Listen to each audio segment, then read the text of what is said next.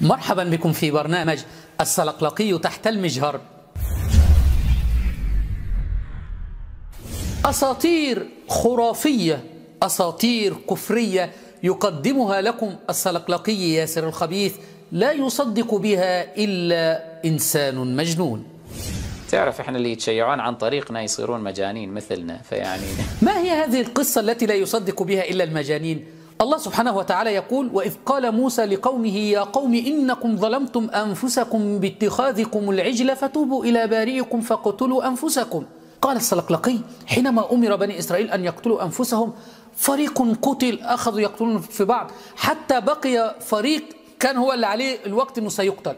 فتذكروا قالوا: احنا كنا حينما نفعل معصية كان موسى يقول لنا توسلوا بمحمد وآل محمد، فما رأيكم الآن نتوسل بآل محمد الطيبين الطاهرين الأئمة المعصومين، نتوسل بهم الآن ونرى هل سيرفع عنا القتل أم لا؟ فبمجرد أن توسلوا بمحمد وآل محمد جاء الأمر الإلهي إلى موسى: خلاص يا موسى أوقف القتل لقد غفرت لهم جميعا. فقال الذين توسلوا ونجوا: يا ليتنا تذكرنا من قبل فقلنا للبقية كنتم توسلتم بآل محمد حتى تنجوا من القتل. موسى عليه السلام وكذلك سائر الأنبياء دائما كانوا يكررون ويعلمون أقوامهم بأنهم إذا أردتم شيئا فتوسلوا بنبي آخر الزمان وأهل بيته الطاهرين صلوات الله عليه. زين؟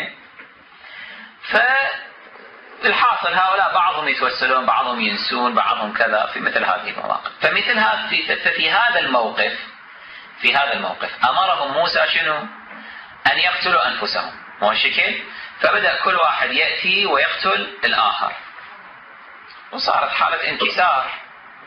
بعد ما قتل جماعة منهم، جماعة آخرين كانوا منتظرين للقتل تذكروا، قالوا: موسى دائما كان يقول لنا إذا أذنبنا ذنبا عظيما فلنتوسل بمحمد وآله الطاهرين صلوات الله عليهم فالله يغفر لنا، لنجرب التوسل بمحمد وآله الطاهرين نشوف شنو يصير، هل الله يعفينا من القتل أم لا؟